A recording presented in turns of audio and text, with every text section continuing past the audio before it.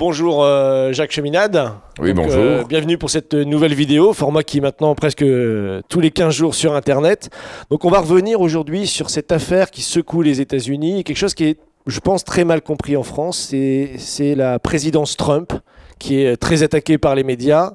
Et depuis qu'il a pris le pouvoir aux États-Unis, il y a une affaire qui lui colle au basque. C'est le Russiagate, ce qu'on a appelé le Russiagate, c'est-à-dire l'ingérence soi-disant de la Russie dans l'élection américaine et l'élection de Donald Trump. Alors qu'est-ce que ça dit aujourd'hui par rapport à la couverture de ce qui se passe aux États-Unis en France? Bien, ce Russiagate est une chasse au Trump et même une chasse à la présidence américaine. Alors, la presse française, les médias français ont été inspirés par des sources américaines qui sont des sources partisanes. Généralement des néoconservateurs s'affichant libéraux, mais ne l'étant pas du tout. Ce sont des néoconservateurs maintenant, libéraux, soi-disant partisans des libertés publiques, qui font l'éloge du FBI et de J. Edgar Hoover dans sa version actuelle. Donc c'est quand même un peu paradoxal, disons. Et ensuite, je soulignerai par rapport à cela que Emmanuel Macron lui-même avait dit qu'il ne laisserait pas que la politique française soit dictée par des milieux néoconservateurs, reflétant les thèses des milieux néoconservateurs américains. Donc c'est pour cela qu'aujourd'hui, je pense qu'il est nécessaire d'intervenir sur ce sujet. Moi, qui ne suis pas un expert ou un professionnel de la chose, j'ai une vérité à dire. Voilà, parce que si on regarde, comme vous le disiez, les médias français, on ne peut que détester Trump avec tout ce qui lui colle au basque. Ah oui, oui, donc, au moins autant que Poutine. Au moins autant que Poutine, voilà. Mais là, on a quand même avec ce Russiagate une affaire très importante, puisqu'on parle de l'État profond américain, le Deep State. Donc on a une guerre de la présidence des États-Unis, la présidence de Trump, contre l'État profond, le FBI, le département de la justice, qui ont tous été utilisés dans cette affaire pour le déstabiliser. Enfin, ce qu'on voit dans cette affaire, c'est d'abord que elle est inspirée par Christopher Steele, le rapport de Christopher Steele, qui est un citoyen britannique, un ancien, entre guillemets, du MI6, des services anglais. Donc voilà qu'on a utilisé aux États-Unis pour déstabiliser, pour attaquer la présidence américaine, une source étrangère, disons, douteuse. C'est la première chose. La deuxième chose, c'est que tous les moyens américains, institutionnels, le FBI, le département de la justice en particulier, sont utilisés pour déstabiliser la présidence à des fins partisanes, parce qu'on sait l'implication du comité central des partis démocrates et d'autres sources dans cette affaire. Donc, inspiration étrangère et fin partisane. Alors, il y a même le Télégraphe, journal britannique, cette semaine, qui titre le mémo de Donald Trump sur le FBI, donc le fameux mémo de David Nunes. Vous allez peut-être dire ce que c'est. Donc, le mémo de Donald Trump sur le FBI risque de révéler les méthodes d'espionnage britanniques. C'est ce que tu disais. Donc là, c'est dans la presse. Oui, c'est dans la presse, et même en Angleterre, il y a eu un Russe qu'on avait accusé dans cette affaire, qui a fait une plainte, qui a déposé une plainte, et les Britanniques font tout pour l'étouffer en disant il y a des secrets d'État, envoyant même des représentants du ministère des Affaires étrangères anglais devant la justice pour dire il faut étouffer cette affaire. Donc maintenant, le rapport Nunes. Le rapport Nunes établit qu'il y avait une source qui s'appelle GPS Fusion, qui a travaillé pour le compte du Comité national démocrate. Et c'est par l'intermédiaire d'un cabinet d'avocats que Steele a été rémunéré de ces sources-là. Donc voilà que dans cette affaire, cette source étrangère, Steele, liée au milieu de renseignement anglais, est rémunérée par des sources du Parti démocrate américain, de la campagne d'Hillary Clinton, pour être clair. Donc voilà ce que révèle d'abord le rapport Nunes. La deuxième chose, c'est que McCabe, qui est le numéro 2 du FBI, et James Comey, qui était le numéro 1 à l'époque, tous deux ont poussé à ce que cette enquête se poursuive. Cette surveillance doit être autorisée aux États-Unis pour enquêter. Et ils savaient très bien que Steele était une source douteuse à ce moment-là. Et enfin, un fonctionnaire du département de la justice qui s'appelle Orr s'est entretenu avec Steele, et Steele a montré qu'il était déterminé à détruire la présidence Trump. Il a dit je suis passionnément contre cette présidence Trump. Donc une source, comme on dit là-bas, biaisée, une source qui est pour des influences différentes, prête à s'attaquer à la présidence américaine et à cette institution-là, à travers Trump. Donc là, c'est le fameux adage de l'enneigeur enneigé, puisque à partir de... L'arroseur arrosé. Oui, ou bah, aujourd'hui le contexte oui, c'est de la neige. Donc on passe d'un Russiagate qui était censé créer les conditions d'une destitution de la présidence Trump à un FBI Gate aujourd'hui, puisque le directeur du FBI, même plusieurs des représentants du FBI ont dû démissionner. Et aujourd'hui sont menacés justement par rapport au fait qu'ils aient utilisé les institutions américaines pour déstabiliser l'État américain. Oui. C'est assez rare dans l'histoire américaine. C'est assez rare qu'on s'en prenne directement au FBI. Et J. Edgar Hoover exerçait des pressions telles, en particulier sur les frères Kennedy. On a même dit qu'il était impliqué, sinon dans l'assassinat, du moins dans la couverture de l'assassinat des frères Kennedy.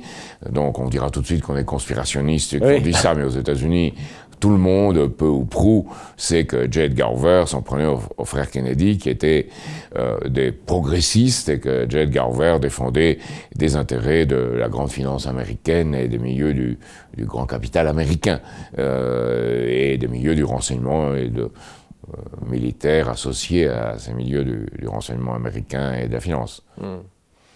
Donc il y a un autre événement après la publication de ce mémo qui a fait quand même la une des journaux, c'est l'intervention du sénateur républicain Chuck Grassley, qui lui préside la commission judiciaire du Sénat, et Lindsey Graham, qui justement ont demandé des explications à Obama, à la campagne d'Hillary, qui exige de rendre encore plus public et transparent toute cette affaire.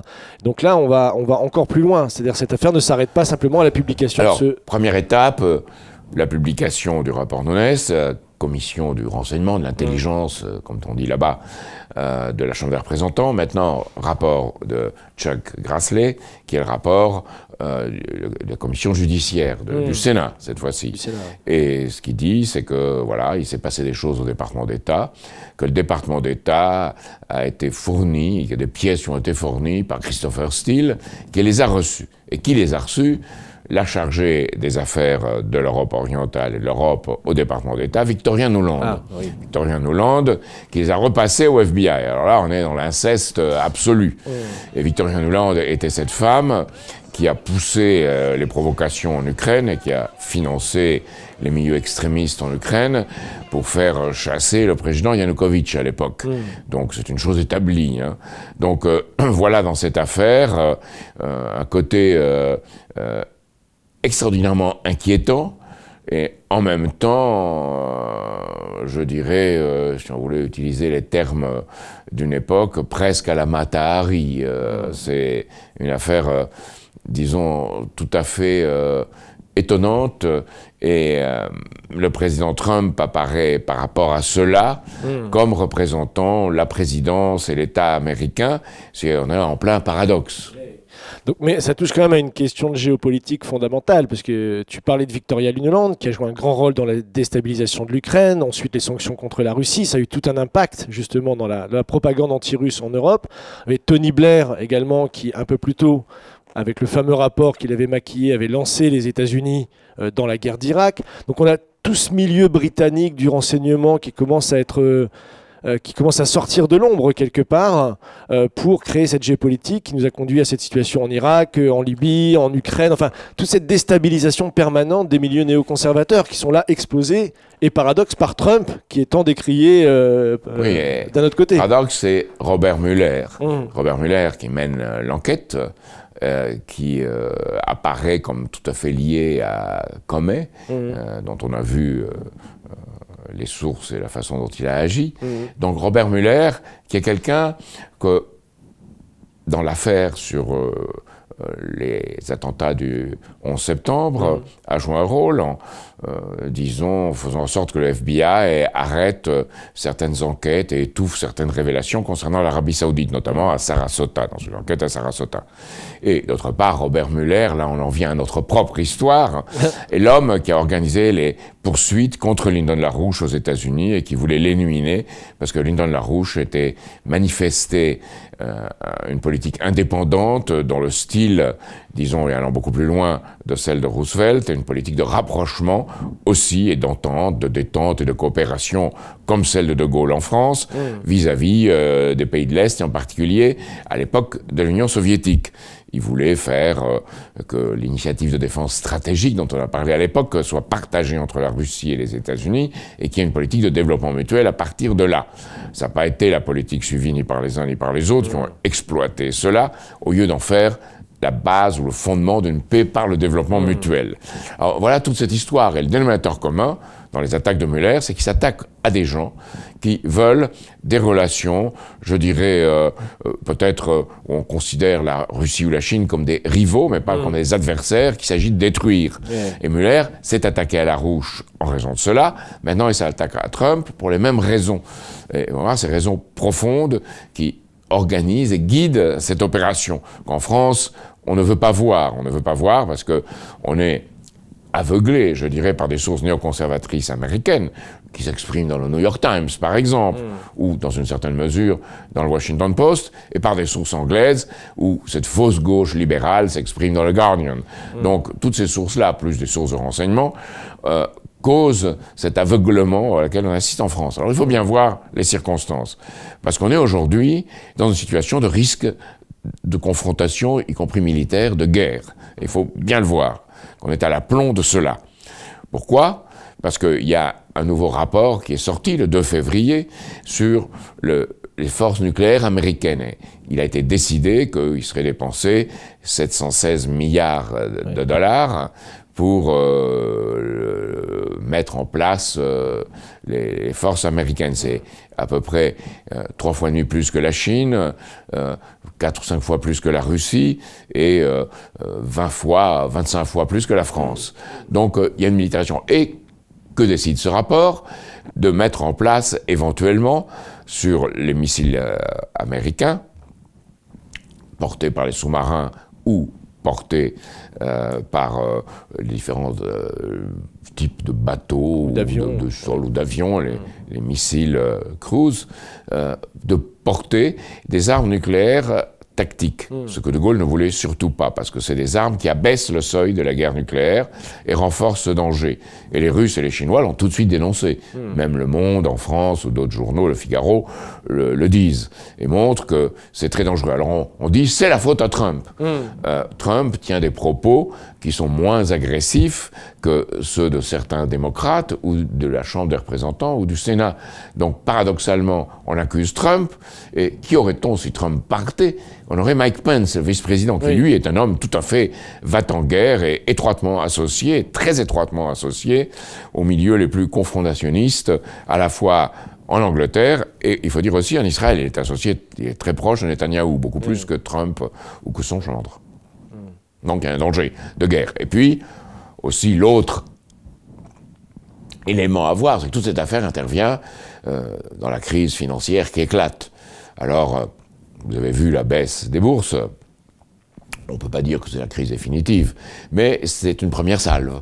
Et là, on a à la fois ce risque de guerre, cette crise financière, qui crée une situation extrêmement dangereuse.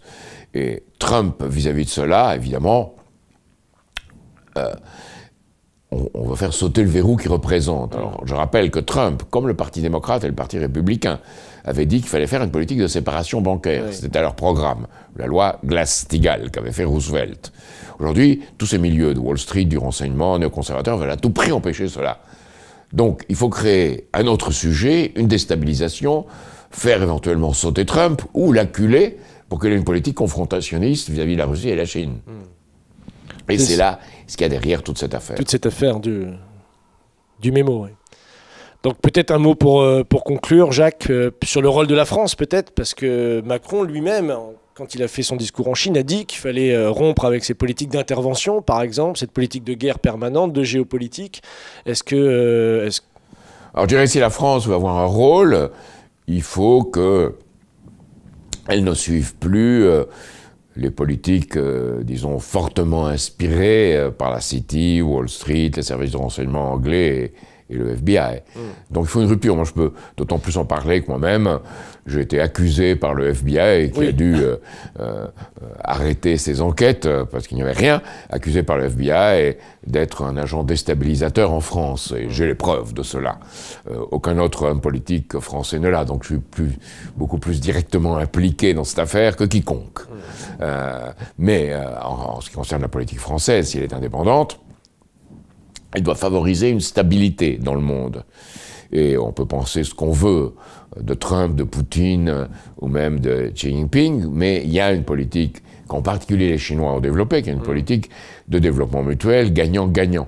Il faut les prendre au mot, et la France doit le faire. Alors, à Xi'an, le discours de Macron allait dans ce sens. Maintenant, pour cela, il faut rompre avec la City, avec Wall Street, avec tous ces intérêts qu'ils représentent.